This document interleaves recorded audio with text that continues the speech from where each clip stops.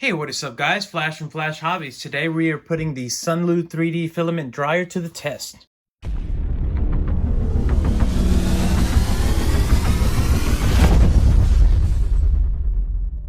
So on the last video I mentioned that I got another 3D printer and the owner of that printer gave me this filament.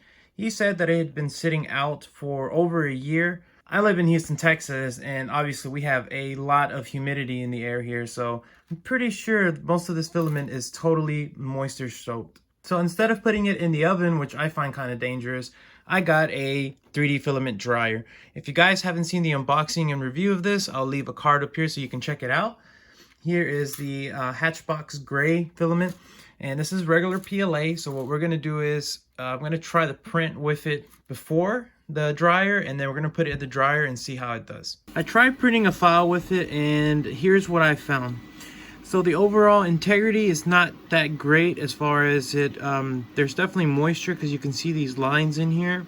You can see a lot of bulging on this one, and you can actually see the over extrusion point right there. In addition, it's very brittle and weak. I like doing gyroid infill, and as you can see, it was pretty full in there. It did get small detail in, but it's very brittle and it broke at this point. So I have the other piece that's here, and looking at it, it just looks like it's under extruding this one, which means that it's not giving out the right amount of filament. So I went ahead and calibrated the printer, and we're doing a different file, I think a trickier file, and we'll see how that looks after it's done. But overall, it didn't look that terrible. I was expecting a lot worse. I am anticipating that this part is going to break right here as well. I'm not sure if you can see, but there's a pretty well-defined line in there, which I think is going to be another weak point. So we'll print out the next test. That one should be even more difficult because it has more curves, has a lot more thinner walls, and we'll really get a test and see how thin the walls are on the filament. More than anything, just how brittle this is, and hopefully that moisture has been soaked out with the dryer.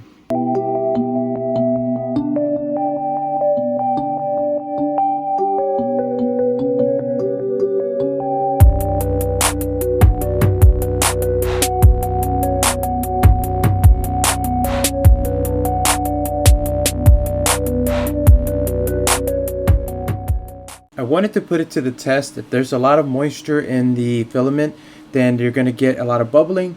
It's not going to want to stick to the plate, and it's also just going to have these little dots throughout the entire print. So this is, I think, a good test, and we're going to see how it comes out. So what this is a bullhorn. Basically, it's just exhaust for like a drag car. I'm going to go ahead and just print these out and see how it looks after it's done. We'll take a look at the quality and see if there's any moisture in there. I haven't had the filament in here for very long, so I do expect pretty good results after we let the filament sit for a little bit. So I'm going to let it sit for about an hour or two before I actually start the print.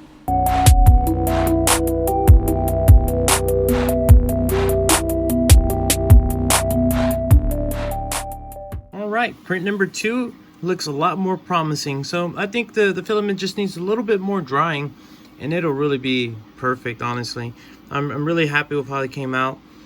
There's a couple little bubbles here and there. Again, I think that's still from the moisture in the filament, but that's no big deal. Look how that first layer went down. The first layer went down absolutely perfect. Usually if there's a lot of moisture in the filament, you're not going to get that first layer, and since it's small detail, it probably wouldn't have wanted to print it. But see, it did the curves pretty well. Where it did struggle a little bit, it's on the Z-seam. You can tell that this is where it was the starting point for each layer, as well as right here. So I'm surprised that I'm able to print filament that's a year old and has been left out for over a year in moisture. So very surprising.